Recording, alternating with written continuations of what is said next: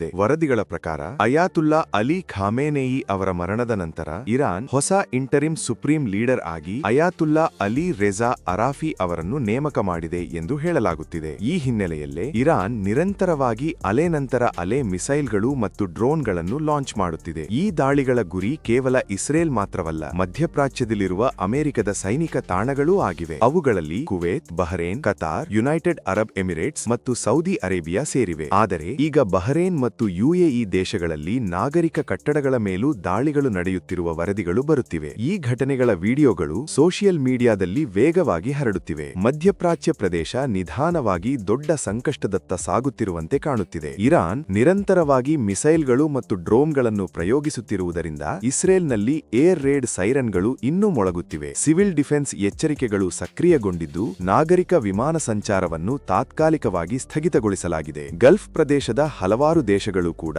ಇದೇ ರೀತಿಯ ಕ್ರಮ ತೆಗೆದುಕೊಂಡಿದ್ದು ಮುಂದಿನ ದಾಳಿಗಳ ಭೀತಿಯಿಂದ ವಿಮಾನಗಳನ್ನು ನೆಲಕ್ಕಿಳಿಸಲಾಗಿದೆ. ಇದಕ್ಕೆ ಪ್ರತಿಕ್ರಿಯೆಯಾಗಿ ಇಂದು ಇಸ್ರೇಲ್ ಮತ್ತು ಯುನೈಟೆಡ್ ಸ್ಟೇಟ್ಸ್ ಸೇರಿ ಸಂಯೋಜಿತ ಸೈನಿಕ ದಾಳಿಗಳನ್ನು ನಡೆಸಿವೆ. ಈ ದಾಳಿಗಳಲ್ಲಿ ತೆಹರಾನ್ ಸೇರಿದಂತೆ ಇರಾನ್ನ ಹಲವಾರು ದೊಡ್ಡ ನಗರಗಳಲ್ಲಿರುವ ದಶಕಕ್ಕೂ ಹೆಚ್ಚು ಗುರಿಗಳನ್ನು ಹೊಡೆದಿರುವುದಾಗಿ ಹೇಳಲಾಗುತ್ತಿದೆ. ಇದರಿಂದ ಇಸ್ರೇಲ್ ಒಂದು ಸ್ಪಷ್ಟ ಡಿಕ್ಯಾಪಿಟೇಷನ್ ಸ್ಟ್ರಾಟಜಿ ಅನುಸರಿಸುತ್ತಿರುವಂತೆ ಕಾಣುತ್ತದೆ. ಅಂದರೆ ಉನ್ನತ ನಾಯಕತ್ವವನ್ನು ಗುರಿಯಾಗಿಸಿ ಇರಾನ್ನ ಸೈನಿಕ ಮತ್ತು ರಾಜಕೀಯ ಸಂಯೋಜನೆಯನ್ನು ಅಸ್ತವ್ಯಸ್ತಗೊಳಿಸುವ ಪ್ರಯತ್ನ. ಆದರೆ ಈಗ ಇರಾನ್ ನಾಯಕತ್ವ ಹೇಳುತ್ತಿರುವುದೇನೆಂದರೆ ಈಗ ಯಾವುದೇ ರೆಡ್ ಲೈನ್ ಉಳಿದಿಲ್ಲ. ಈ ಪ್ರದೇಶದಲ್ಲಿರುವ ಪ್ರತಿಯೊಂದು ಅಮೆರಿಕ ಮತ್ತು ಇಸ್ರೇಲಿ ಆಸ್ತಿಯನ್ನು ಮಾನ್ಯ ಗುರಿ ಎಂದು ಘೋಷಿಸಲಾಗಿದೆ. ಪ್ರಸ್ತುತ ಮಧ್ಯಪ್ರಾಚ್ಯ ಸಂಪೂರ್ಣ ಉದ್ವಿಗ್ನ ಪರಿಸ್ಥಿತಿಯಲ್ಲಿದೆ. ಮಿಸೈಲ್ಗಳು, ಡ್ರೋನುಗಳು ಮತ್ತು ಭಯದ ನಡುವೆ ಒಂದು ದೊಡ್ಡ ಪ್ರಾದೇಶಿಕ ಯುದ್ಧ ಆರಂಭವಾಗುವ ಲಕ್ಷಣಗಳು ಕಾಣಿಸುತ್ತಿವೆ.